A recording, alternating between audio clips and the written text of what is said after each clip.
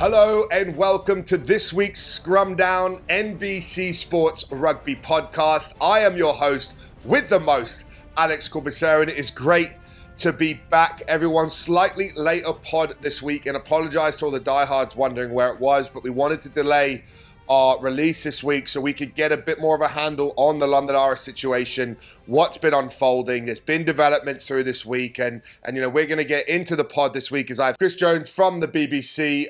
Alex Lowe is tied up this week with work, but he's been constantly reporting on this story and breaking a lot of it. But Chris has also been very much in tune to it. He's a good friend of the pod, and I think we have a good, real honest chat of breaking down of where this situation is, where the updates have happened, what's going on. And that really is what we talk about on this week's pod. I think, you know, there was an amazing Premiership final on the weekend where Saracens, you know, really showed their class and you know, a masterclass at times. And I thought Owen Farrell and co were amazing. Sale had moments, their rally in the second half. But I just thought Saracens' game plan and ruthlessness and strategic abilities, you know, just showed levels that maybe they've just evolved a bit further than that Sale team have at the moment, and it was their day. And then, you know, how do you not touch on Munster winning the URC? Amazing. Congratulations to Graham Roundtree, one of my good friends and mentors, to be head coach under that. But what a couple of weeks that team's had, from having times where they've been under pressure, struggling season, to go and become giant killers, taking out Leinster, and then going down to South Africa and lifting the trophy on foreign soil. What amazing time. And I hopefully they are still enjoying their celebrations, as I'm sure they are. But really, for me, you know, those stories have been covered by the pods, you know, in detail. And as we came out later, I just wanted to focus on London Irish. You can see, for those watching, I'm wearing my London Irish jumper. I'm manifesting as much positive energy as they can, as it really is do or die time for the club. And to get into that, to talk about it, let's get into our chat with Chris Jones. And we are joined by the returning Chris Jones from the BBC, friend of the pod, top rugby correspondent back in the UK. Welcome back, Chris. Good to see you, mate. Good to be on, Corbs. How's it going? You've got your Exiles sweater on, so you're obviously hoping for the best from the other side of the pond. Manifesting positive energy here for London Irish. Yeah, you go for it. Like for someone like you with the kind of lot of skin in the game, yeah. It's been really tough. And I think the bit that I found the hardest is just the people that I know whose lives are intertwined with the club. Like, as much as my personal memories, love, affection for the club is deep and that gets my heartstrings, it's more the people I know that are still committing their lives there, that have built their lives, families, you know, their community around that club and are mainstays there. And there's so many of them at London Irish that those are the ones I truly worry about and heartbroken, and just the uncertainty that they've been put through and how it keeps getting prolonged, and the effect that you can see it having on some of these people is tough to watch. And you know, we've had one little spark of positive news you know, this week, when it looked like the deadline had been extended and there'd been some real you know, movement forward with some of the things, basically wages confirming to be paid, documentation from the American consortium provided. I posted the articles on my social because it was the first real positive news we've had in this whole unfolding, because that's been one of the hardest things. It's been really the lack of transparency, the lack of news, the lack of communication, the lack of statement. That increases speculation, that increases discussions of worst case scenario. And I think it's too right with what we've had this year, with seeing what's happened to Wasps and Worcester, now seeing a club that there'd been smoke or cracks for a while, sort of muttered around in the background, but then to see it come, you know, more to the head, players not getting paid. And for me, it's been one of the things that I found crazy is just how little it's been covered until these last couple of weeks with this going on, with how big a story of Wasps and Worcester going down was. And so for me, it's mind-blowing that London Irish could be in this situation, but it's more painstaking just watching how long this is being dragged out for those who are literally, like, you know, sitting there wondering what their livelihoods and their life as they know it are going to continue to exist, or is it gone for forever? Yeah, I know. It's such a difficult one for everybody involved and the London Irish supporters as well. And without Wasps and Worcester, maybe there would be more positivity, or you would sort of put more faith in the process and go, oh, look, these takeovers have got to be confidential and, they're not over till they're over. And 5 months, which is sort of widely considered the time that the takeover's been going on, or the attempted takeover, that might not be that long in the whole scheme of things when you're taking over a business. That could take 9 months, could take a year. But when you do have Wasps and Worcester just in the rear view mirror as such recent and such sort of painful experience for all those people involved, there's no wonder that people are fearing the worst. And a lot of the promises about either the owners coming in or the current owners, you also heard at places like Wasps and Worcester. I remember being at the Premiership launch in September ahead of Worcester's first game, and Steve Diamond said there's enough money to get us through 12 months. And there was barely enough money to get them through 12 days. They had to go to London Irish, ironically, on the first day of the season, in a coach paid for by the sponsor, in last year's kit, and it was really clear then that the writing was on the wall. So those episodes with Wasps and Worcester have acted as a really difficult case study of what can happen when the can gets kicked. And the RFU, as we'll touch upon, have given a bit more grace, a few extra days, but you can also see where they're coming from. This can't drag for months and months and months. There's the next season schedule to work through. There's the championship schedule to work through. Certainty is needed, not least for those players involved who might want to find new clubs. So the final deadline is next Tuesday, 4 p.m. That really will be it, unless the RFU are for turning even more, which I don't think they are. And come Tuesday, 4 o'clock, whatever that date is, the 4th of June or 6th of June, we'll have a bit of clarity about whether London Irish are going to be a Premiership club going forward. And I think, it's hard to even hear that, but I think when we take this discussion, let's try and go back to where this pod left off last week. So Alex and I wrapped up on the Wednesday. That's when we got the episode. It came out on the Thursday. At that time, the deadline was looming. There had been, no real concrete updates of positive news other than internally from London Irish that it's days away from people. Like any time now, Mick and the Americans are on speaking 24/7. That's really the only internal hope that seemed to be trickling out from London Irish. And then everything on the other side, from Premiership Rugby, from the RFU to the RPA, was kind of worst case scenario. And that kind of curtailed with me, I think, on the Friday. You had the players being brought onto a Zoom, which was by the RFU, RPA, PRL. I know Mick and the Crossan family were invited. They weren't able to make it. And that meeting was outlining what the process would look like if they were suspended, what the players' options are about serving notice, and, redundancy packages, or what would potentially be offered if worst case scenario happens. So all of a sudden you've got that going on. At the same time, London Irish internally are getting an email from the Crossan family, basically updating them that, it's still going ahead. They're imminently close, explaining that the frustrations around the issues of securing financing and how that has been negatively impacted by negative news stories, which, we can get into a whole debate, but I feel like they kind of brought that on themselves by not really communicating at all. And there's sort of smoke in the air. I think you're asking for negative news stories without giving any sort of statements or positive information back. From there, that then snowballed to the uncertainty of the deadline coming on Tuesday. Players thinking, is it potentially over? Then you get fast forward information coming through that the RFU is willing to grant an extension and under the conditions that Mick pays the wages, which at the time I think there was verbal confirmation he would. And lastly, the American group had to provide information, some idea of funds and information to the RFU, which we heard was going to happen. So all of a sudden we think we've got this 7-day extension, and there's really some positive signs because, it looked like that's actually concrete forward momentum, which we haven't had previously. So fingers crossed. And then we get the news probably overnight. I believe players got brought into an emergency Zoom where basically the deal had been struck with them that they would get paid half wages under the conditions that, one, that didn't come out in the public, which it didn't take long for that to circulate out online.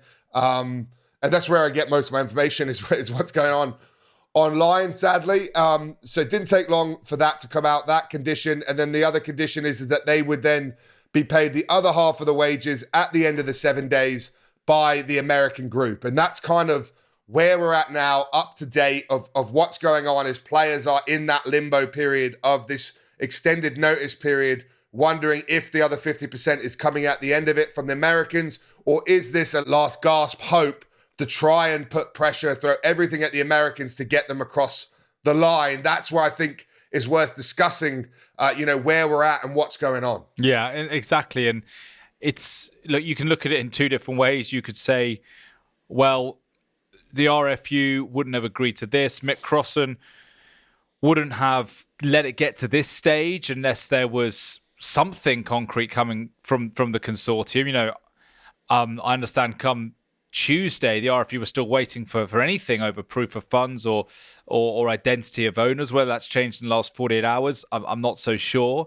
And yeah, that agreement between Mick Crossan and the RFU was contingent on him paying the full wages, which then sounded like there was a bit of backtracking and the players were only offered 50%. And that puts huge pressure on the players because you're going to get a split player group between the ones that go, do you know what? I've got a deal elsewhere. I'm done with this charade. Let's get out of here. It's been fun while it lasted, but I've got a career to look after. And others who may not have a deal may have gone, look, 50% is better than 0%. There are still Wasps players you hear about who are owed £100,000 by the club in unpaid wages or whatever. So these situations can massively financially hit people, and maybe 50% is better than nothing. And it's kind of on a wing and a prayer, isn't it? The players have to trust in the process, but in the same way the Worcester players and the Wasp players would have trusted in the process. We had both sets of players starting the season confident they were going to get through it. So you can understand if they were feeling particularly skeptical about the whole thing. And, I just think it's for all that we're hearing about people working through the night to get this deal done, we still have little tangible evidence to suggest otherwise. And then it gets the question, if this consortium, because you're hearing so many different things. I heard the consortium, I heard things were going well, then I heard they were going badly, then I heard they were on, off. It's just very difficult to get a read on it. And then you think about what happens if come Tuesday the deal doesn't get done and the RFU just haven't had any of the reassurances they need. The consortium is not a goer. Then does Mick Crossan and his family, the Powday group, still finance the club going forward, or are they done? Is Mick Crossan paying 1 month's wages last month and half month this month because he knows money is coming in, or is this his last? If he was going to go, then he have just gone. He must believe that there is something in this takeover. He must be having the requisite reassurances, because if he wanted out and it's going to happen on Tuesday, that he's going to walk away and the consortium, the deal is going to collapse. If that happens, we don't know, then why is he still trying to string it out this far? And that's what's a tricky one, because as much as he's given to the club, he also does have a responsibility to either get it to new owners or to walk away with the club in a good place. And the concern is that it's not going to have either. No, and I think that is the biggest question from the outside in, is like, how close is the deal with the Americans? What are the stumbling blocks? Is it a price issue? Is it a financing issue from the Americans to risk liability? Is it to do with the debt attached to London Irish and how much of that is owed to Mick and how much of that is interest to how much of that was loans? I don't know, but there's got to be some sort of internal sticking blocks that have allowed it to get to this point of like teetering off a cliff edge. And, how close it was to going away was, I believe the ultimatum to the players was take 50% and take this deal to give us 7 more days to try and get it done, or we pack up shop now. And that was really, what was proposed to them, and why I think the players, like you just touched, a split group, but there's a lot of guys whose livelihood and family and don't have other options are tied to that money and tied to the hope that London Irish continues. And for me, that was why I believe the RFU, they did allow the extension, was because the players and staff had asked for it. But the issue is they didn't have another alternative. The alternative was the end of the club. And so now you've got to understand, it's like, is this just a game of cat and mouse with Mick and the Americans? And it's these are the tough negotiation tools that he's doing to trying to get this across the line? Or is there desperation and they're doing anything they can to try and get these Americans to move from a point where it seems they've been close for such a long time? These are the questions that no one other than maybe a select few know, but these are the questions that I believe everyone should be wondering and are probably the key to the outcome of how this thing is going to go. Yeah, and you know, I've just had a sort of confirmation or a steer on whether the RFU have received the required documentation, because you mentioned there were two stipulations: send the docs to the RFU and also to pay the wages. And from what I'm hearing, that still hasn't come through. So there is still, what are we, Thursday, with Tuesday deadline, and you've got governing bodies having to sanction a regime change or a potential new owners. And then we look again at Ross and Worcester. And so if you're the RFU, who were criticised widely for not having rigorous enough tests for the Worcester owners, that many people feel didn't manage the club in the way they should have done, and they had ulterior motives at play, and they didn't have the best interest of the clubs at heart. That's an accusation that's been levelled against the Worcester owners many times over. So if you're the RFU who have been criticised for not having a rigorous enough process, are you able to then sanction this takeover on the word that Mick Crossan is giving? And yes, I'm sure Mick Crossan's got a lot of goodwill in rugby circles. He's done a lot for that club over the last 10 years. But you also need checks and balances to stop the new owners having a detrimental impact on the club. So if you are a governing body that has to be responsible for sanctioning and allowing this takeover, you need as much information as possible, of course, without jeopardizing the deal or breaking any confidences. And I know that these things are incredibly delicate when it comes to negotiation. It's way above my head, certainly. But you can also understand the position that the RFU and Premiership Rugby are going to be in, and the RPA and the players. And they're thinking, well, we don't know anything about these people coming in. It's not the identity is being kept pretty secret. There are some individuals that we hear about that are involved, but that's all it is. And so it's an incredibly difficult situation for the RFU to be in, because you've got London Irish fans like yourself, Corbs, desperate if Mick Crossan is going to walk away, if he's done, desperate for the club to be in safe hands after he's gone. But if you don't know anything about the hands that the club's being passed into, what do you do if you're the RFU? Do you sanction it, knowing that the can could be kicked down the road? Or do you say, look, it is not happening, suspension, let's do a Ross and Worcester and start all over again, and then have a conversation about what the next step is? And I don't think that next step for Ross, Worcester and London Irish, if it sadly comes to pass, is going to be down the bottom of the pyramid, level 10. There will be options in the future going forward, a new model that could see them returning to professional rugby within the next few years. That's one for another day, but there needs to be some kind of plan in place if this doesn't work out on Tuesday. And there needs to be a lot to happen over the next 4 or 5 days to give any of those people involved in the deal, sanctioning it, whatever, the players, the RPA, the RFU, there needs to be a lot going on in the next 5 days to reassure them that this is going to happen, it's going to work out.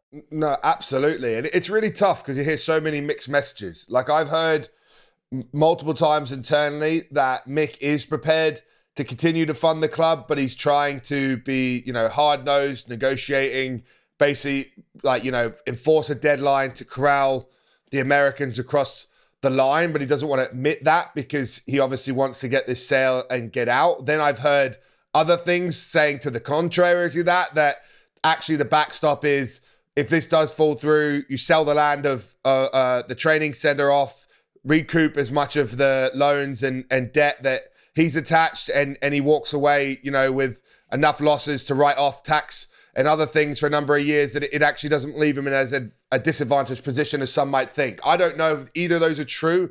I'm just saying these are sort of the things are trickling out, and the worries is how contrasting they are, and it just leads to continuing to paint this murky picture of uncertainty of what is actually going on. And so for me, there's the big question around, what would happen if this does fall through, which I do believe would be suspended. am I sure that's the final out for London Irish? Or if there was more concrete light or it forced more disclosure, could there be some sort of criteria met to get back in by, a 2-week deadline or something? I don't know. Because I do feel like the RFU allowing it going this long and allowing this stuff is that they really don't want to see another team go. I know there's always the internal mutter that they want 10 teams, and some people are cynical that, Wasps, Worcester were treated harshly, now Irish were treated harshly, that gets them to their 10 teams or whatever. But I do feel more that the hope and the sentiment and the reason this is allowed to go on as long as it is because everyone wants this to go through, wants London Irish to get continued financing, wants them to continue. They've just had their best year on field since the final in 2009 when they got to the final in the Premiership. Everyone wants to continue. And what does that look like? How does that work? Is there an option just to submit to wave the flag from the Premiership and continue in the Championship next year if you can meet or guarantee certain requirements around funding for that? I don't know. But the thought that London Irish just goes off a cliff and ends up like Wasps and Worcester, for me, hopefully does not happen. But that could be more the emotional side of me than the logical side. Yeah, and every case is different, isn't it? Wasps had, Wasps and Worcester both were being chased by HMRC for a tax bill.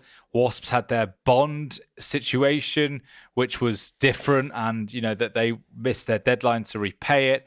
And then Worcester had problems with the owners and what they wanted from the club and who was going to run it going forward. So every case is different. And if London Irish were to drop out of the pyramid, then what happens next? And the 10-team league, is going to happen. But the 10-team league only works if there's a really strong second tier, because just having 10 professional clubs is I don't think would work. I think it would need to have a Prem 2 or a Championship that also had 8-10 ambitious clubs in it. And so if you were to drop out, you didn't just go into oblivion, financial and commercial oblivion, which unfortunately the gap feels like at the moment because the Championship has been so unloved for one reason or the other. And I'm hearing an interesting proposal the other day that if we are going to 10, then that has to be because 3 clubs have got relegated because of on-pitch stuff. It can't be because they don't cease to exist. You then need those 3 to be adding to the English system going forward. You've got Wasps, Worcester, London Irish, famous names, big brands with supporter bases, and some have homes and some don't. And that's another question for London Irish, because I also heard the other day that their deal with Brentford might not be a long-term thing. In which case, where do they go and play? I heard that they were looking at playing round the corner for me at the Wimbledon Stadium, where AFC Wimbledon play. I've heard that. Yeah, in League 2. I've heard that strongly. So they would need, if they do, whatever happens, that's another thing. Because I don't know whether that's because of Brentford's success and maybe they don't need tenants anymore and they've got their own thing going on, Brentford, and they're aiming for Europe and everything. But London Irish are also going to perhaps find themselves needing somewhere to play, which then throws another spanner into the works. There's lots of things going on. And the fact that London Irish don't have their own ground, it's a better deal than the Badesky. It's a better place to watch rugby than the Badesky. It's better for their fans than the Badesky. But still, it's not obviously been that kind of, the utopia. And I've heard forward. a lot of that as well. And I've heard a lot of that as well. So if you look, like, I've heard that as of now, Prem Cup games, regardless what happens, are going to be at that Wimbledon Stadium. And I have heard a lot of it is to do with that Brentford don't need that money or that tenancy money anymore, as they didn't expect to be a Premiership side or whatever at this time. And being there now actually means that they don't need the money that they get from that and actually would prefer to have the full control of the ground. And I believe they're getting pressure from the league as such, or something is what I heard to me. Secondhand information, so obviously can't confirm it, but that's what I heard. And then I heard that with the Wimbledon ground, there is potentially, I believe it holds 9,000, someone told me, but there is potentially that there's some stands that can be expanded there, that if, say, hypothetically, London Irish, this takeover happens, you have a new group, there's potentially an opportunity to expand the stadium and create some sort of ground share. Is that true or not? I don't know. But that could be a long-term, more viable option for London Irish and a pathway to eventually having their own ground as such, which is really the Achilles heel in this Premiership of trying to be financially viable without your own stadium is near enough to impossible. Yeah, and look, mate, I'm a massive fan of Brentford. It's a wicked place to watch rugby and it's a great ground. But if Brentford don't want Irish, then that's the reality. And if Wimbledon do, then this is also a great place to watch sport. It's not far from me. I've been to a fair few Wimbledon games there. It's set up for top flight rugby union. It would be a good addition to the Premiership. Again, the question is, without having their own ground, what happens going forward?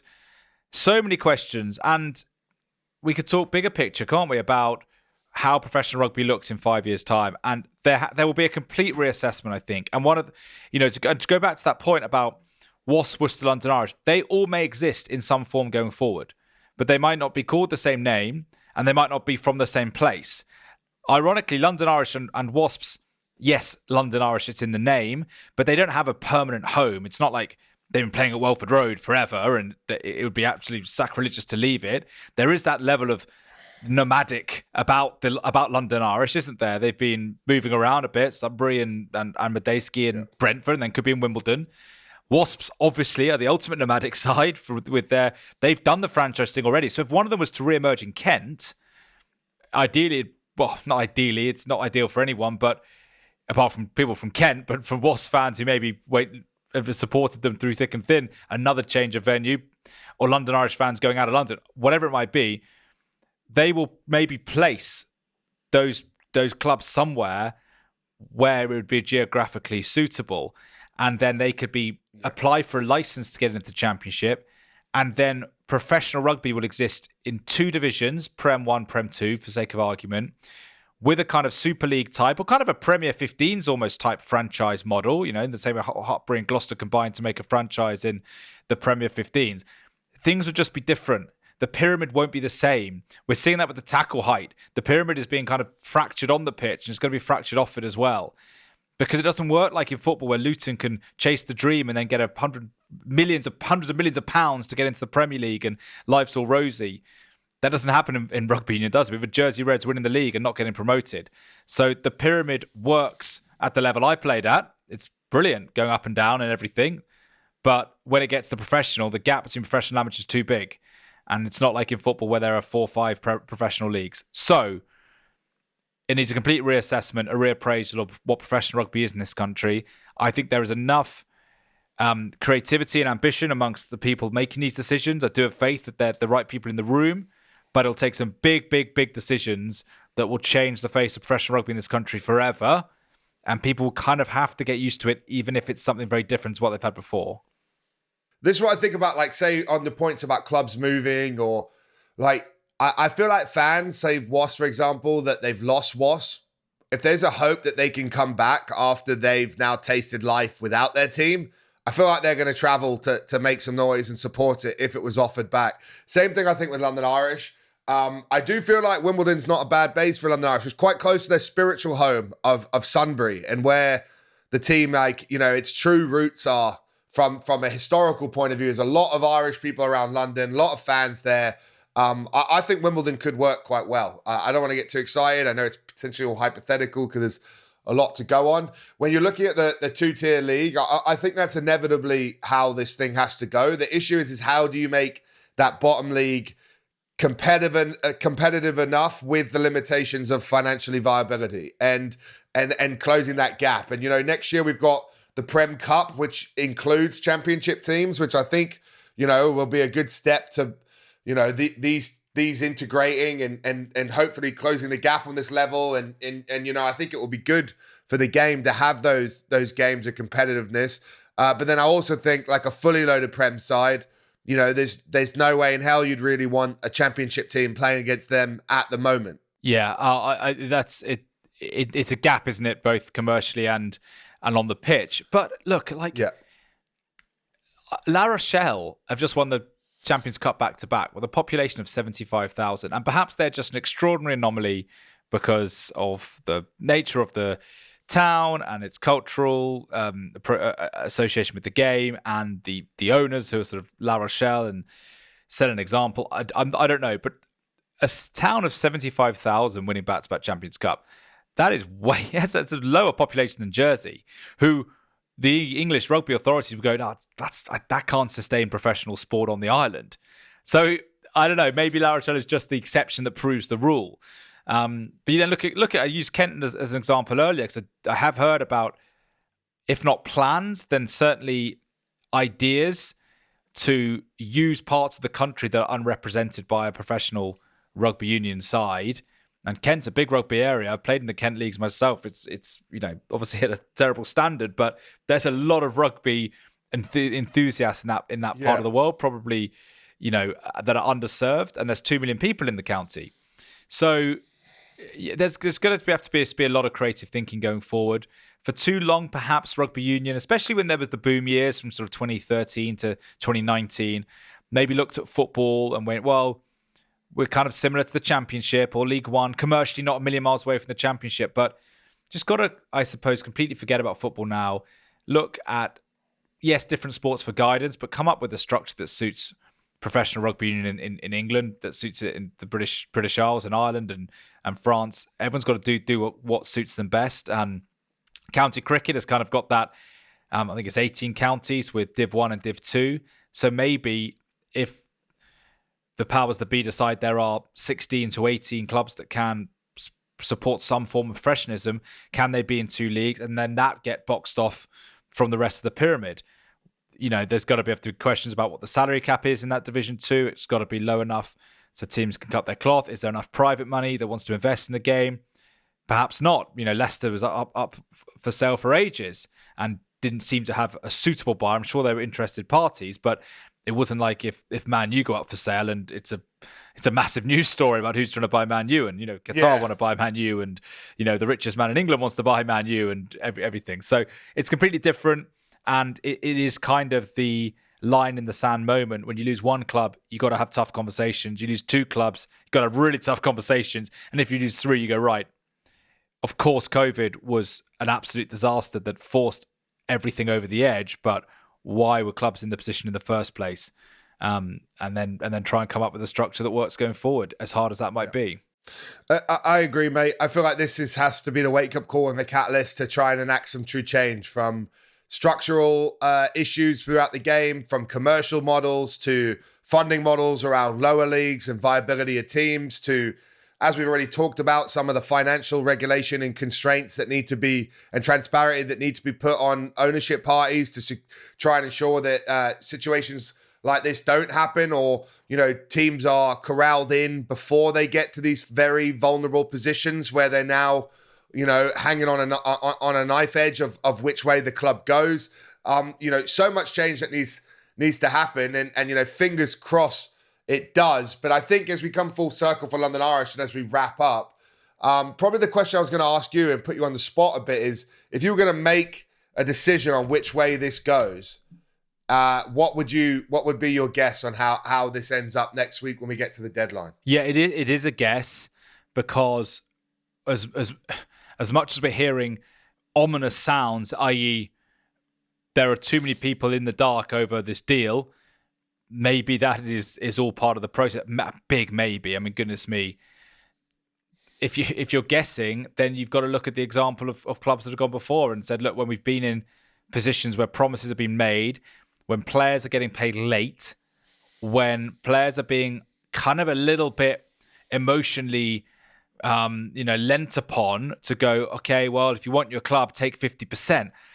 Oh, do you know what I mean? That's if I was working for someone, it's not a good sign, is it? Goodness me! And if anyone thinks it is a good sign, then they're wrong. I mean, without trying to be too judgmental, you can't say that's a positive, is it? And so that's the point.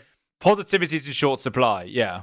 If I was the players group in that situation, I think that the comeback or the negotiation I would have said is we will do this if there is some form of guarantee. If you put in writing the deadline, the Americans are going to pay the other half. Or if you give us some form of guarantee, if give us some form of written confirmation from the Americans that they'll pay the other half when this deal's done. I think that's probably like one of the biggest issues. It's like they are literally just having to take the word on face value without really any confirmation or substance behind it. But it's because of the vulnerable position they're all in, which doesn't sound like it's going to go well. Do you remember when the April wages or the wages due at the end of April were late?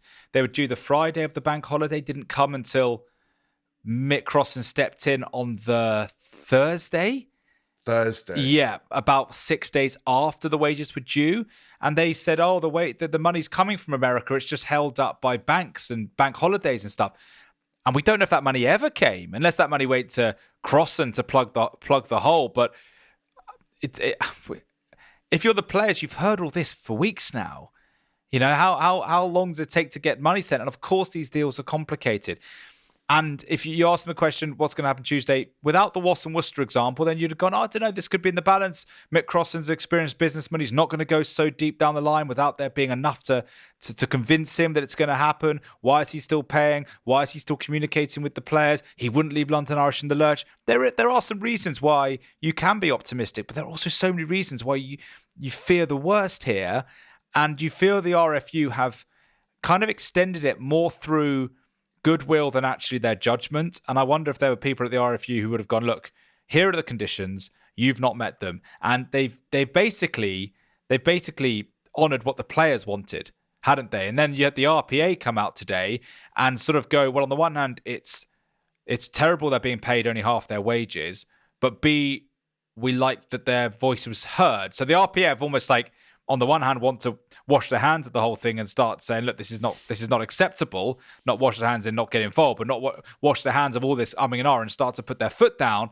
But on the other, they're also wanted to respect the players' wishes. And so, yeah, I don't know, mate. I think it doesn't bode well. Let's hope that all this work behind the scenes that supposedly is going on is actually going to lead to fruition. And the extra few days were going to make a difference. The 5 months, just the extra few days on top of the 5 months, it seems unlikely, but who knows? It's been a weird season. Anything could happen. And if the worst does happen, then we've got to think, look, is this the end of London Irish? I would have thought there's too many people with London Irish in their heart and soul to let the whole thing die. And then a conversation can be had, right, how does it get back? A bit like Wasps are having now. How does it get back? In what form, in what guise, in what location, with what players, at what level, and then hopefully in 5 years' time, you know, this will just be seen as a horrible episode in its history. I echo a lot of similar. I think, you know, there's like my heart, which is hoping this goes through, and I think attaches to all the things you just said. You know, surely Mick and London Irish wouldn't be stringing it along unless they had some sort of concrete, tangible belief that this was going to go ahead. And it wouldn't just be desperation that they're looking for the final way out. But as it goes longer, as there's less information, understanding, movement, it does start to get me more and more worried that what they had the last deadline, it wasn't able to get agreed before that. What is the difference with this extra week? Like, hopefully it gets across and that by Tuesday they've agreed and there's at a point where this deadline can either be extended or it's formality because it's just about to close or secure a deal. But just from what we're able to see and the picture we're able to see, it's very hard to say. And like my head is just screaming at me like, no, mate, it's probably 80-20 the other way. And you got to be realistic. And so for me, it's a really tough one. I think it's a good place to leave this pod because by the time we come out with next week's one, we should know what would have happened with this deadline. But I also feel like we've done it a good justice to topic, and I'm sure there'll be a number of London Irish fans and potentially even players and staff who listen to this. And I just want to say that my heart goes out to all of you, and I am genuinely hoping for the best. But I feel it'd be silly to not report this honestly and with the journalistic integrity for the transparency that a situation like this truly deserves. Good man. Well, let's fingers crossed. Thinking, let's hope that your club gets through this and goes from strength to strength. Here's hoping. Yeah, let's do it. Come on, you Irish. Miss those. All right. I'll see you later, mate. Thanks a lot, Chris. Cheers, Corbs. Pleasure always. And that is a wrap on this week's podcast. Thank you so much to everyone throughout the season for all the support. I hope you guys have enjoyed the honesty and openness of these conversations. It's not an easy topic to talk about for me and London Irish. And like I've said, there's so many people that I genuinely have love for attached to it. But it also is a real topic close to my heart. And I want to cover it, and I want to try and do it justice and ask the questions that I feel deserve to be asked. And may occasionally ruffle some feathers or some people that might not be happy that, we've had to talk about it. But I'd say, I feel like we're on the right side of history here. This is an issue that has been snowballing for a while and deserves to be talked about and hopefully comes to a positive outcome. But we will wait and see, as next week's pod will be our final of the season. It'll be myself and Alex Lowe and hopefully Chris Jones. And we can hopefully get some closure or certainty on this situation as the deadline comes. And as I've already stated, I'm hoping it works out as positive as possible for London Irish, but TBD. So thanks to everyone for all the continued support. Thanks for all for either listening or watching. Please keep sharing, favoriting, retweeting, commenting, promoting the pod. We appreciate all you loyal supporters. It's been an amazing season here and love to be able to do this show for the first time ever, week to week throughout a season. So thanks all, and I'll see you again next week.